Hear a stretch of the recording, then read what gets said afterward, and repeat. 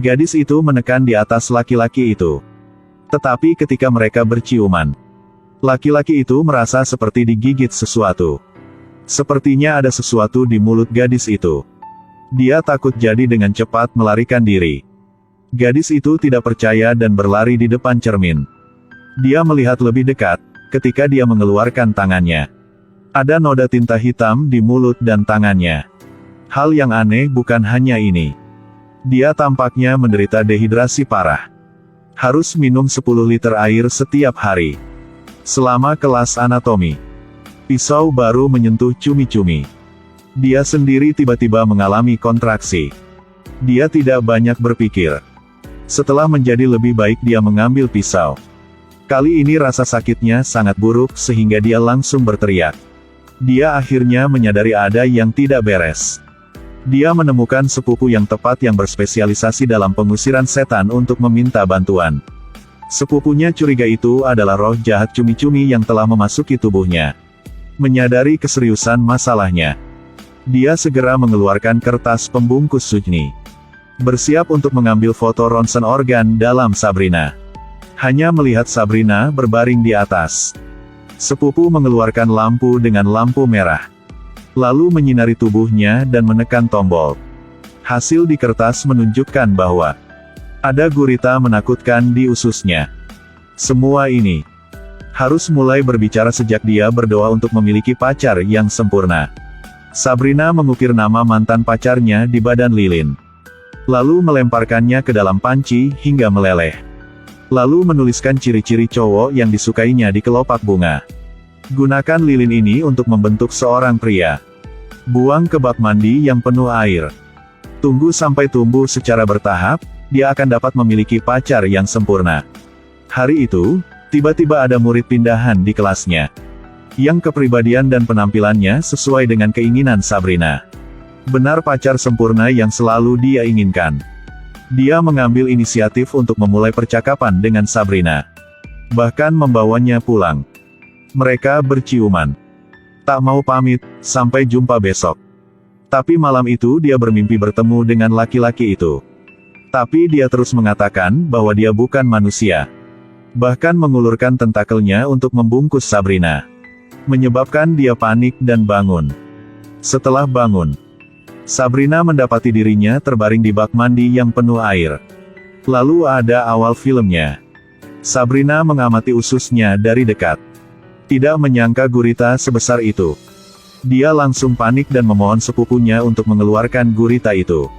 Tetapi ketika sepupunya menggunakan tongkatnya untuk memotong perut Sabrina, dia ingin menemukan gurita. Tapi menemukan bahwa mempertaruhkan nyawanya untuk masuk ke dalam. Tidak mungkin untuk membedah orang yang masih hidup. Jadi mereka harus menyerah dengan cara ini. Sabrina meneguk air untuk menenangkan diri dan sepupunya tiba-tiba menemukan cara yang lain. Jika gurita adalah makhluk air, pasti membutuhkan air. Cukup tiriskan semua air di tubuhnya. Lalu ia tidak bisa ada di tubuh Sabrina lagi. Mengatakan dan melakukan, mereka menemukan penyihir yang bisa mengendalikan air. Perlahan-lahan mengalirkan semua air di tubuh Sabrina ke bak mandi yang di belakang.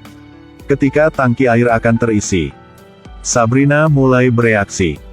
Dia memuntahkan mangkuk besar, gurita akhirnya keluar. Sepupunya sangat senang. Lidah Sabrina kembali normal. Tetapi dia masih merasa sangat haus. Mereka mengira itu hanya kekurangan air. Sabrina dengan tenang melanjutkan ke sekolah. Dia menjelaskan kepada siswa laki-laki itu bahwa lidahnya memiliki sedotan. Karena dia alergi terhadap cumi-cumi. Tetapi di kelas anatomi, laki-laki itu hanya menundukkan kepalanya untuk mengambil pisau bedah. Suasana di kelas tiba-tiba menjadi aneh. Semua orang tercengang. Hidung Sabrina bahkan keluar dengan cairan yang agak kental. Dan mulutnya masih mengucapkan kata-kata aneh. Kita harus bunuh diri terlebih dahulu. Sebagai pengorbanan untuk saudara dan saudari yang bernasib buruk.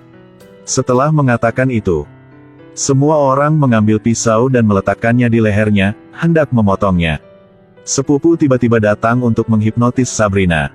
Lalu membuat semua orang tertidur untuk menghentikan ini. Ternyata, ketika dia membedah gurita, dia mendengarnya berbicara. mengerti bahwa gurita itu sama sekali tidak menghilang dari tubuh Sabrina.